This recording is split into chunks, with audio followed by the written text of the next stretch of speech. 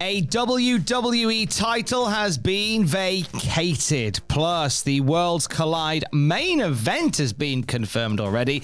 And we have plans for Roman Reigns at Clash in Paris. It's all in the Cultaholic Wrestling news right now. Last night on Raw, a WWE title was vacated. If you've been paying attention to what's been happening with the champions of the wrestling world, no surprises when I tell you that it was the Women's World title that has been forfeited by now former champion Naomi. What's the story, Ross? Okay, you've gone. The title's been vacated. That's the most important thing out the way first. Of course it's the most important thing. She's having a baby. Yay! A big baby. Naomi and Jimmy announced via sharing a clip from Steph's new podcast that they are expecting their first child. This is something that they never thought would possibly happen. Like, if you listen to the whole show and the story they tell, like, it's heartbreaking. They didn't think that this would be a thing that would happen to them, but it has. And it's just wonderful, wonderful news. Fantastic news. And we also know now who sings Naomi's theme. I'm coming! It's Big Jim.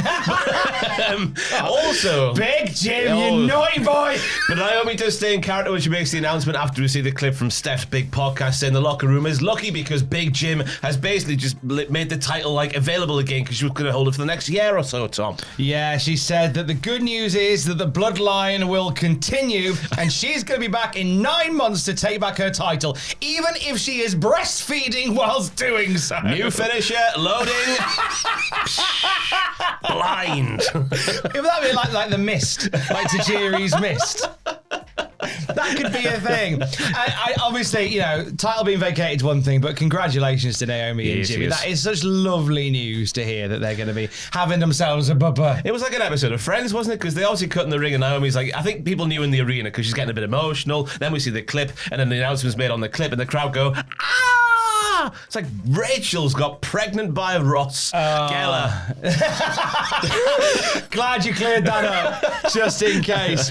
What was interesting on the interview and the full thing is that Naomi reveals that she's 7 weeks pregnant currently, which means that she has competed at Evolution and SummerSlam and all in between whilst carrying a child.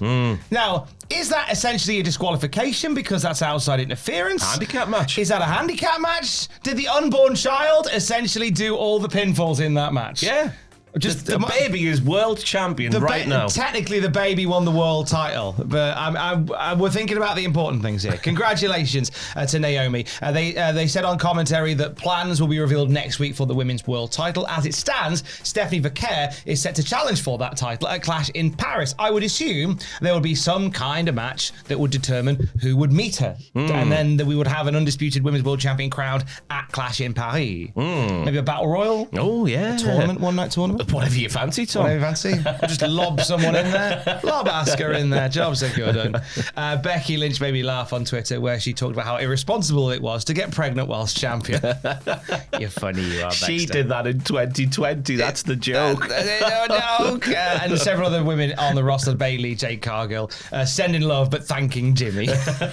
Lovely news to start the day with. Now, Worlds Collide is coming up in September. They announced during Triple Mania that WWE are going to be presenting another Worlds Collide in September, and we now know the main event for it. My goodness me, Dirty Dom is going at it in singles actions after coming up short in a four-way at the weekend there. He wants to prove himself, going against the AAA Mega Champion Vikingo, of course, in singles action this time around. I was intrigued by the conclusion of that main event at Triple Mania because you had Vikingo say something to Dominic as he pinned him. And then Naomi's pregnant. Is that what it was? Don't be silly. Natalia says she's injured.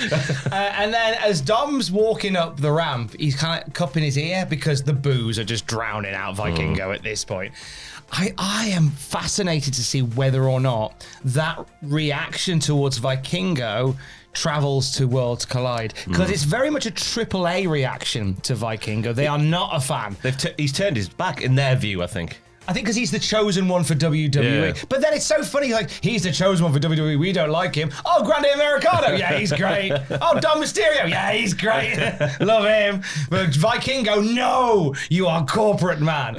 There's probably more to it than that. I think that's going to be something to keep an eye on. But that is the main event for Worlds Collide. Dirty Dom versus Vikingo. Do they just take the belt off Vikingo at this point and give it to Dirty Dom? Why the hell not? Dom Why can the do hell anything he not? wants to in this world, Tom. I believe in Dom. Nice. Sorry. That's going to go down Friday, September the 12th. And we saw a little bit of it teased last night on Raw. We saw Mr. Iguana make his in-ring debut on Raw. That was lovely to see. Came up short against Finn Balor in a battle of the puppets. Consequently, we would see Judgment Day get involved and then Vikingo run them off. Yeah. And so off we go to Worlds Collide. The last Worlds Collide was really good fun. It was a really enjoyable show top to bottom. So I'm excited to see more of that. Yes. Clash in Paris is the next stop, though, and next weekend, a couple of banger matches planned. One of them is a man that invented the banger. Yes, not sausages though. It's the wrestling variation, everybody. Sheamus is going to take on Rusev in what should be the rubber match of their sort of series of matches. It's going to be a good old-fashioned Donnybrook there. Covered in Irish chocolate. Or sausages, Oh, if you fancy.